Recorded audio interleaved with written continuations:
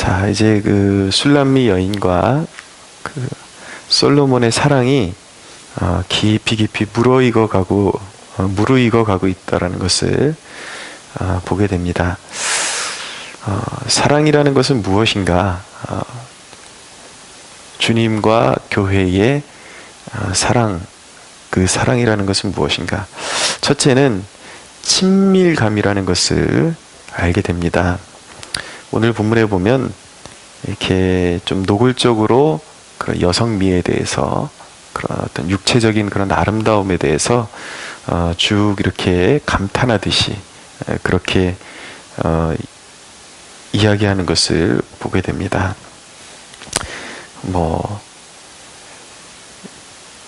1절에 보니까 내 넓적다리는 둥글어서 숭령공의 손이 만든 구슬귀 같구나. 배꼽은 섞은 포도주를 가득히 부은 둥근 장 같고 허리는 백합화로 두른 밀당 같구나. 유방은 암사슴의 쌍떼 새끼 같구나. 목은 상아망대 같구나. 이렇게 그런 어떤 이성의 이 여인의 신체의 그런 부위들 다소 이렇게 굉장히 노골적이고 이렇게 성적인 묘사들이 나타나고 있는데 그만큼 그 교회와 주님의 관계가 친밀해야 한다. 친밀함을 원하신다. 그리고 얼마만큼의 그런 친밀함을 원하시는가에 대한 그런 대답을 우리에게 주시는 것이라고 볼 수가 있습니다. 그러니까 주님이 교회에 원하시는 것은 부부가 이렇게 부부로 맺어지면 육체적으로 그리고 정신적으로 이렇게 친밀감을 이렇게 나누듯이 서로에 대해서 전인적인 그런 어떤 친밀감을 나누기를 원하십니다. 주님이 우리의 속속들을 다 알기를 원하시고 또 우리가 주님을 그만큼 알기를 원하십니다. 부부가 서로를 잘 알듯이 그렇게 친밀함을 갖기를 원하십니다. 그 친밀함이 쌓이다 보면 아무리 많은 사람들이 있어도 그 사람들 틈바구니에서 말하는 내 배우자의 목소리가 들리게 되고 뒤에서 아무리 먼 데서 봐도 내 배우자의 그런 자태를 알게 되듯이 우리가 그렇게 주님과 친밀함을 가질 수 있게 된다라는 것이죠. 그러려면 어떻게 해야 되는가? 그렇게 주님과 친밀함을 가지려면은 내 자신을 주님 앞에 온전히 드려야 됩니다. 계속해서 주님께 나가야 되고 끊임없이 주님을 생각하고 묵상하는 그런 태도가 중요하죠. 저는 가끔 그런 질문을 합니다. 내가 눈뜨고 살아가는 이 시대에 주님께서 공중에 임하시고 다시 오신다면 과연 내가 그렇게 예수님에 대해서 많이 사람들에게 설명하고 설교를 했는데 그 주님이 생소하게 느껴지면 어떻게 하나 그런 좀 생각을 해볼 때가 있습니다. 그런데 성경의 약속은 무엇이냐면 물론 제가 주님을 인격적으로 알지 못하면 제가 아무리 많이 여러분들 앞에서 설교를 했어도 주님이 너무 생소하고 두렵게만 느껴질 것 같습니다. 그러나 성경의 약속은 무엇이냐면 주님은 온 세상에 도적같이 임하시는데 아무도 모르는 시와 때에 분명히 임하시는데 또 데살로니가전서 5장 4절에 보면은 그런 또 걱정 때문에 지나치게 걱정하는 그런 데살로니가 교인들에게 바울이 말합니다. 너희는 빛의 자녀이기 때문에 너희에게는 그날이 도적같이 임하지 못할 것이다 라는 것이죠. 이 말은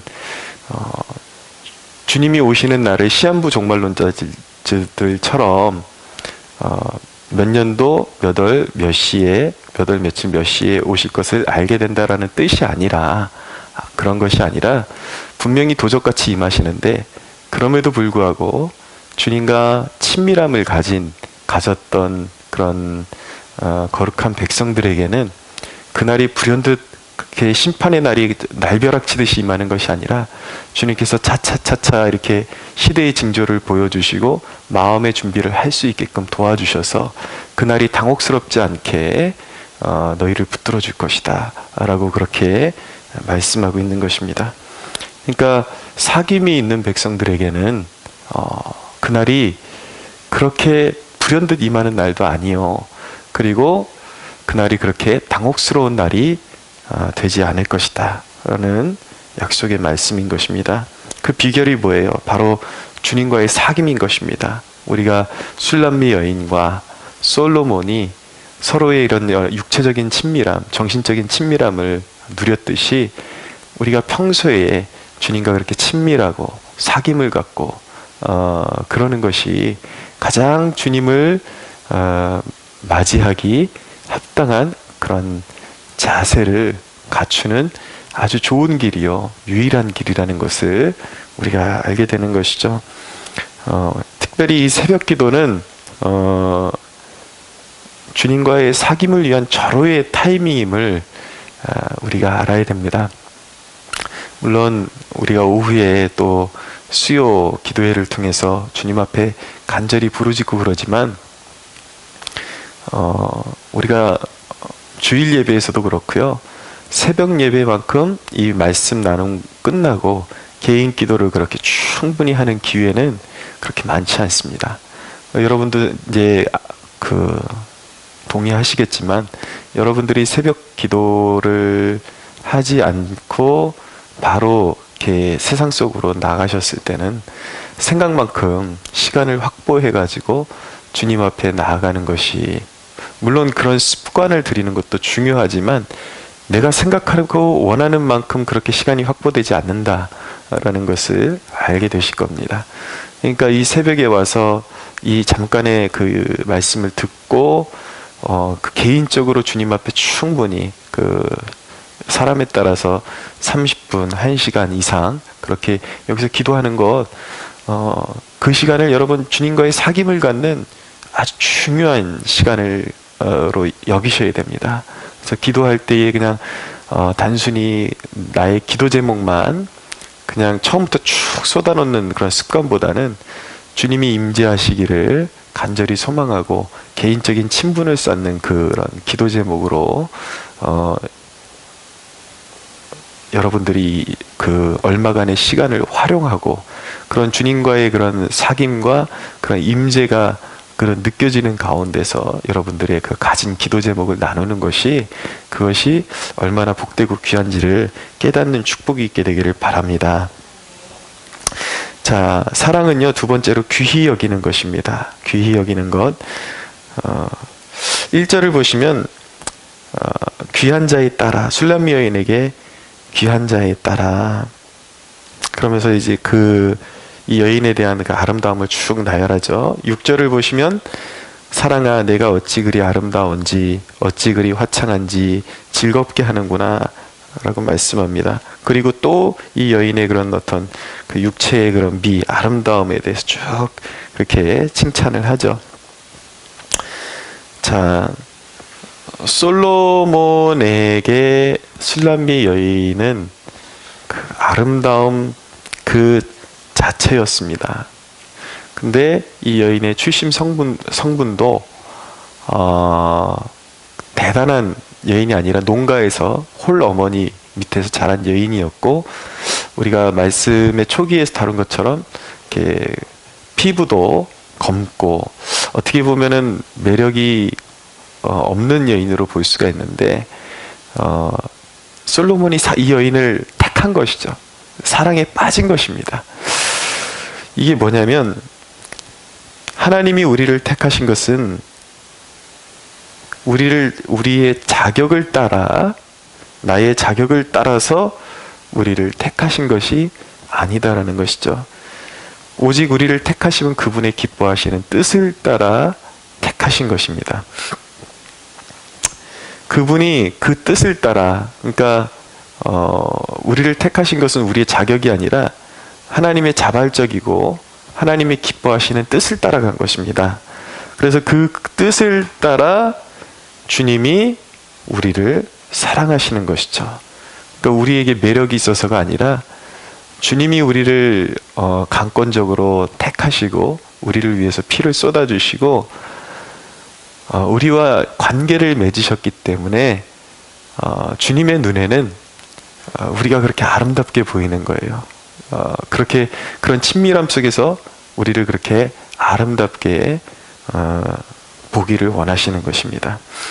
그러니까 사랑은 귀히 여기는 것입니다. 내가 누군가를 정말 그 조건이 없이 사랑할 수 있다면 그 사람의 흠이나 그 사람의 결격 사유보다 그 사람이 가지고 있는 그 모든 것을 그렇게 귀하게 여기고 좋게 봐주려는 그런 태도를 갖게 되겠죠. 세 번째로 사랑은 전적인 신뢰입니다. 보십시오. 그 술람미 여인이 솔로몬이 자신을 얼마나 아끼고 사랑하는지 알게 되니까 10절에 보니까 나는 내 사랑하는 자에게 속하였도다. 그가 나를 사모하는구나 라고 말씀합니다. 솔로몬 왕이 자신을 얼마나 남편으로서 아끼고 사랑하는지 알게 되니까 그냥 전적으로 그냥 무조건 신뢰해요. 그러니까 자신의 인생을 송두리째 그 의심 없이 과감하게 송두리째 내어 맡기는 것입니다. 그리고 그의 지금 이 10절의 개념이 어떤 통치의 개념, 내가 당신의 통치를 받기를 원합니다 라는 그런 헌신의 개념이 있는데 그렇게 되는 것이죠.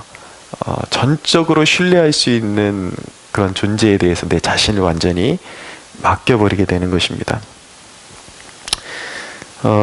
우리가 주님과의 관계가 친밀하게 형성이 되면요, 무엇이든지 주님께 믿고 맡길 수 있게 됩니다. 완전히 맡길 수 있어야 합니다. 여러분들이 그 생명의 삶 나누시면서 하루의 아침에 말씀을 저랑 나누고 이 그 큐티집을 그냥 버리면 지나치면은 좀 아까운 부분이 있습니다. 그래서 제가 이렇게 영적인 원리에 대해서 설명드릴 때에 실생활에서 이 말씀을 어떻게 적용했는지에 대해서 이제 그 간증이 하나씩 나오거든요.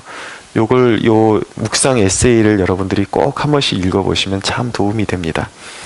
여기 참 이렇게 우리가 접해보면은 우리 생각보다 참 그 이성을 초월해서 도전되는 신앙을 가지고 살아가시는 분들이 계시다라는 것을 알게 되는데, 오늘 묵상 에세이는 보니까 정필토 목사님, 부산의 수영로교회 창립자죠. 예, 간증이 잠시 나타나는데 요약하면 그것입니다.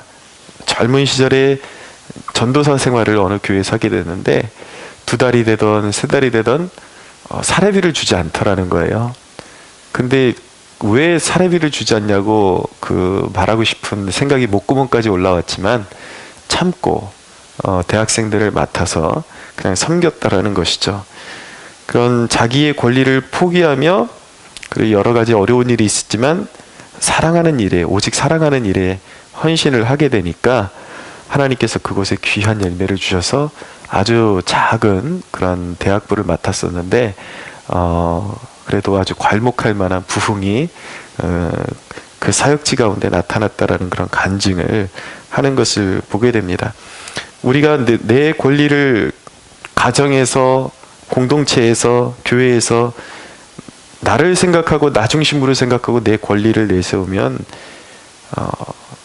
공동체에 금이 가기 시작합니다. 가정도 마찬가지인 것입니다.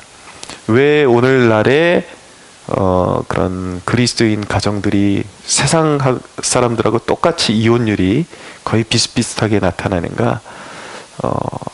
나 중심이기 때문에 그래요.